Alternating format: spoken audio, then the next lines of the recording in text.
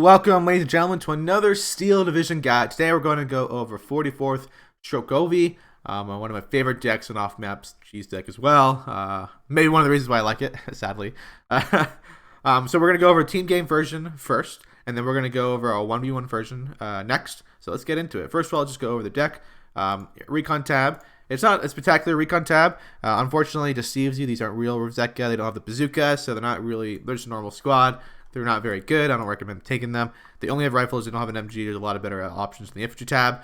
You do get a lot of snipers. Like, you can get tons. Like, you can get them unvetted, so you get 4 in A, then you get 8, and then 12. If you want to take them double vetted, you just cut that in half in each group. I take 1 and 4. Just really good snipers.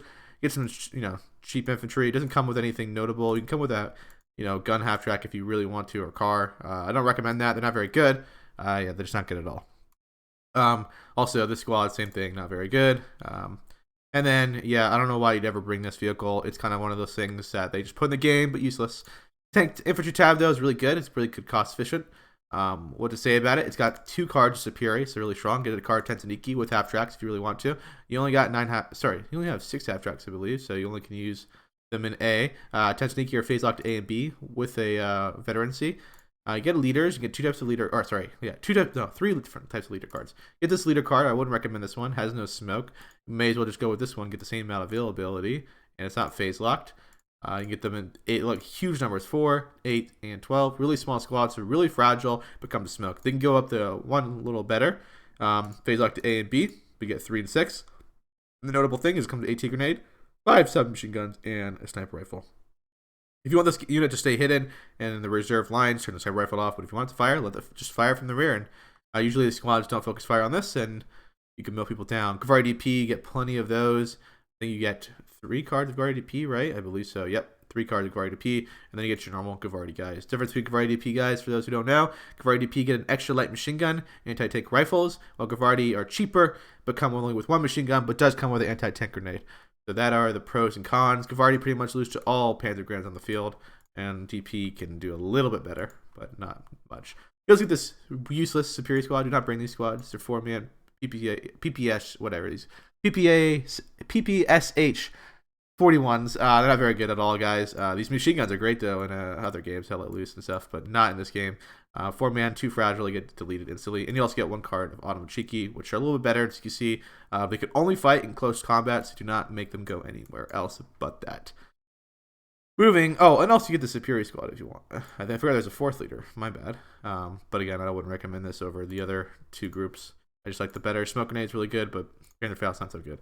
Tank tab, looking really nice here. Get 1 card T-34s, unfortunately. And you get a leader card. You can bring them in any phase you want, but very limited on those light tanks. You get 1 card of the APCR round, T-30, 45, 43 model, and you get 2 cards of the 44 model with no APCR. So this is all you get. There are none of things phase locked except the tanks here. You have this commander tank, and this one's also not phase locked, but is veteran locked. So pretty good availability, 6, 12, 18, and then for this 4, 8, 16, and for this 3, 6, and 15. Moving on the line, support tab, a little more interesting. You get SC-152s, you get 4 cards of them. Not great availability, but 2, 4, 6, so not too bad, but a lot of them. Commander-wise, you have 3 commander types, infantry commander, but really you actually only have 2 because, guys, you get the M2 combat, or you get the M3A1 combat. And if you look at the stats, guys, yeah, okay, I can't do it because it's, like, weird, but you look at the stats right here, one is just plainly better, one has more armor, and is faster. It says it's a little bit better off speed, off the road, but come on, guys, you're not really driving off the road for a commander anyway, that often. So kind of useless. Better just go with the one with a little more armor. Get your flamethrowers, get your OPs, IG guns. You also get some SG-43s, 50mm mortars.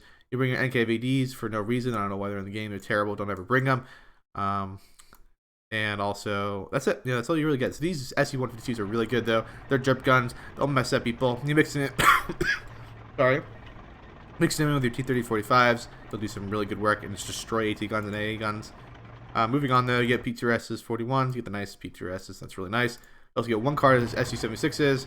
2 cards is the not as good AT gun, but still can work as an artillery piece if you feel like it. And also you get some M42s, which are actually pretty good for dealing with armored cars, which are more useful in 1v1s, especially with half tracks. So AP and APCR, so that's really good actually. 70 and APCR 100 is really good, guys. You can finish Sherman, and 75 for the normal round, and it fires HE too, so really good. AAY is actually really strong in the A tab. It has these 2 disco trucks that are useless. Don't ever bring these. They're terrible. They die to infantry fire, so they're not good. They don't shoot down any aircraft. But they get tons of 37 mils, and they also get the beautiful 85 mil, which has APCR rounds at 1500 range. There's 180 pen at 1500, and at 1750 range has 145. The thing to note, this is not an 88, guys. It will not fire at 2000 meter range, so you need to keep it in 1750 if you want to start getting hits in. The good thing about this, it's a Panzer IV killer. So Panzer IV can only fire at 1750, so you don't have to worry about that. Panthers can shoot at 2000 meters, so be very careful with this vehicle. It will be outranged by Panthers at max range, but keep them in like that medium range spot, and you'll mess people up.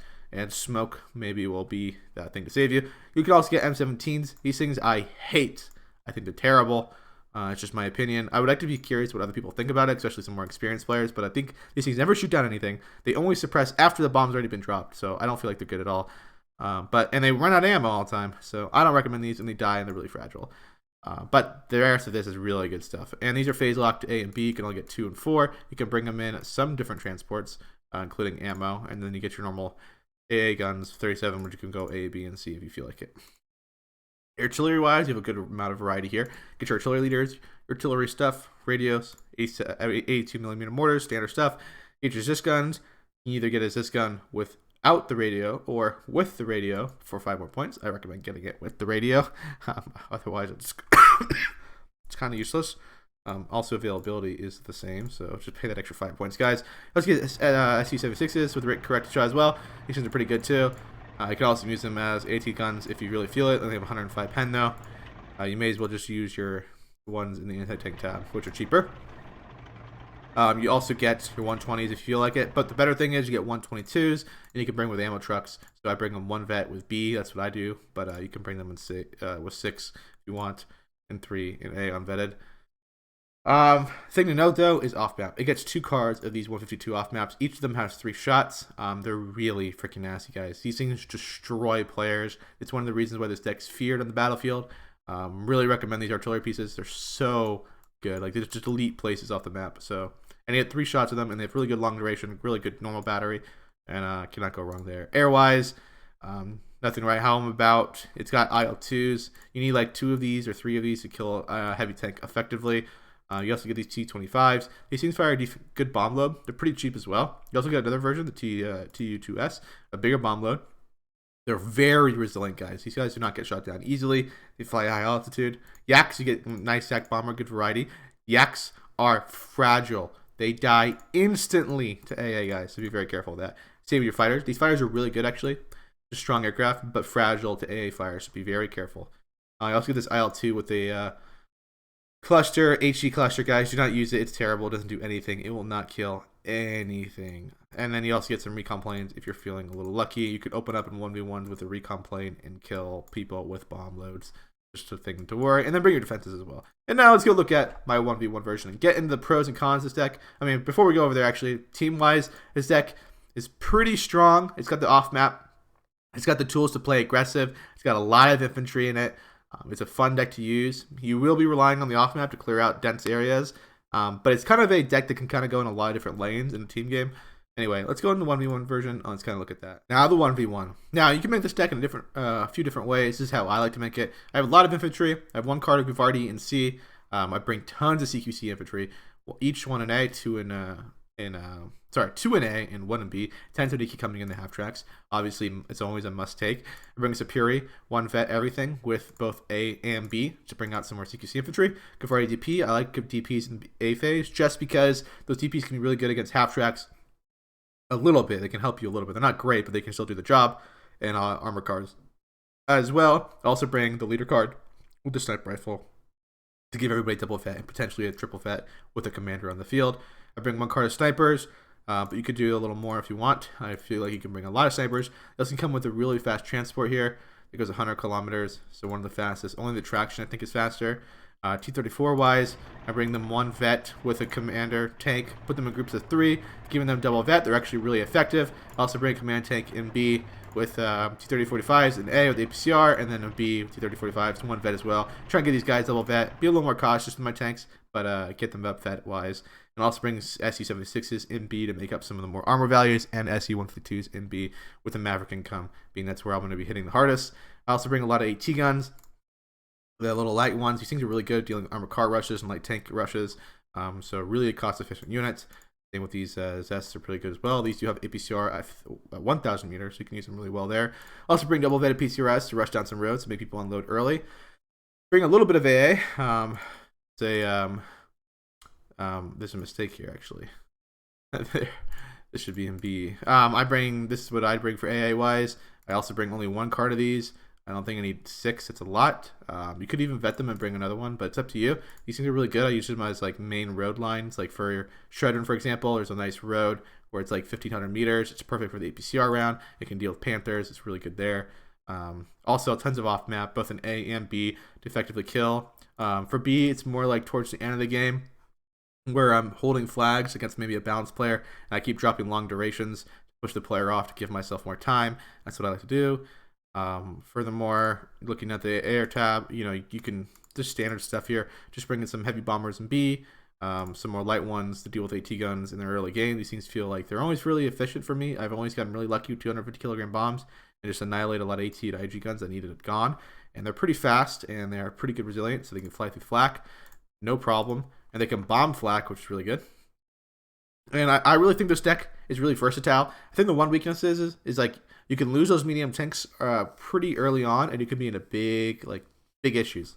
So I really think you should fight in those nice CQC areas with those elite infantry, some of your T-34s and SU-76s, and then move out in the mid open, like not total open, but mid open, following up with some T-3045s and also your heavy flak guns, and opening up with PTRS as always, and rushing down those key locations. I also bring another leader card in B, where I'm going to be making a lot of income, so maybe give my tanks or whatever I need more veterancy. Anyway, that's why I really enjoy this deck. I think it's a really fun deck, especially playing with that off map. It really gives you a lot of tools, open up lanes, and push hard. Anyway, guys, this is just a quicker guide, a little shorter on the end, but anyway, guys, thanks for watching. Leave a like, leave a comment, tell me what you guys want to see. Tell me how you guys think about this deck, how it plays, what do you guys think about it. I'd be really curious. And anyway, thanks for watching.